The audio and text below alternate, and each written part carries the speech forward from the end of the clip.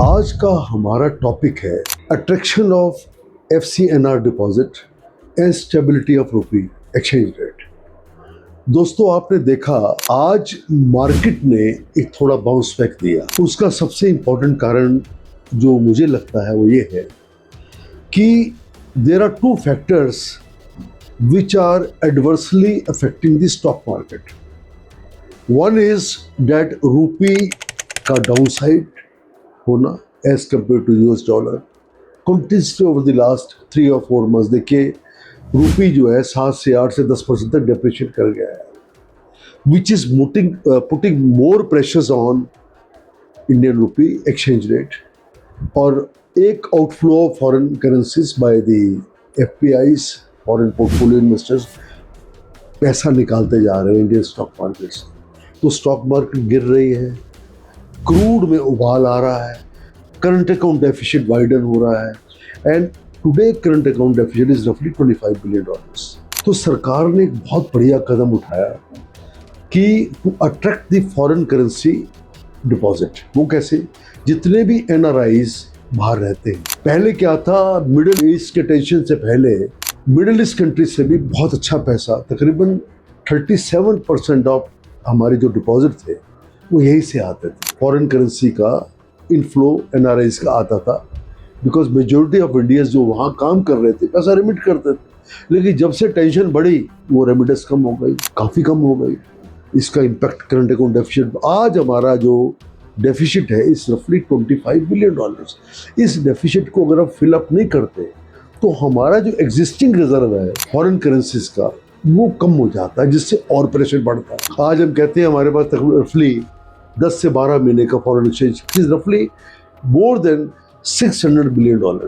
तो गवर्नमेंट ने क्या किया है? गवर्नमेंट ने इंकरेज की बैंक को कि आप फॉरेन करेंसी बोरोविंग्स को इंकरेज करिए, आप फॉरेन करेंसी NRI डिपॉजिट को अट्रैक्ट करिए और हम इस पे ना तो CRR लेंगे, CRR और SLR की जो रिक्वायरमेंट जिस known as cash reserve ratio and statutory liquidity ratio, ये जो रेशोज हैं जो मेंटेन करने पड़ते हैं डिपॉजिट में, विच इज रफली अराउंड 40-42%, दोनों को मिला देते हैं, तो वो भी एक रहता है कि वो बाहर करना पड़ता है। उसमें उसकी रिक्वायरमेंट को RBI ने खत्म कर दी। और एक सबसे इंपॉर्टेंट फैक्टर कि इसकी हेजिंग कॉस्ट हम बेयर करेंगे, यानी कि इसकी जो फ्लक्चुएशन है रुपए की विज़ाविज़ US डॉलर, वो हेज कॉस्ट रिजर्व बैंक कहता है हम बेयर करें। तो this is lead to two factors.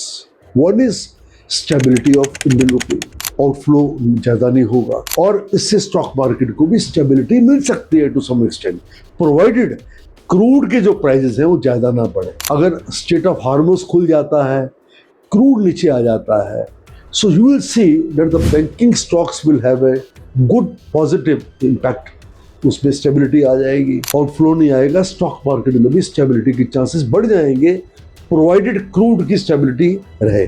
इसके साथ एक चीज मैं आपको और बता दूं, investment in good quality stocks which have a potential to grow in revenue by 15-20% annually and have a potential कि इनका जो प्रॉफिटेबिलिटी एस्पेक्ट है वो भी अगर 20 से 25% एनुअली या क्वार्टर टू क्वार्टर बढ़ता है, उसकी वैल्यूएशन आपको थोड़ी सी महंगी नजर आएगी। और वो शेयर जैसे कि एसेट क्लास गोल्ड है, रियल एस्टेट है, वैसे ही ये भी आप देखेंगे इन शेयरों में भी इन्वेस्टमेंट करना बहुत अच्छा है।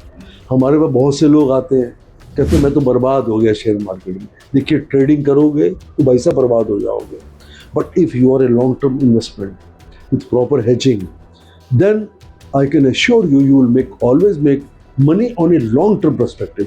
शॉर्ट टर्म में तो फ्लक्चुएशन आएगी।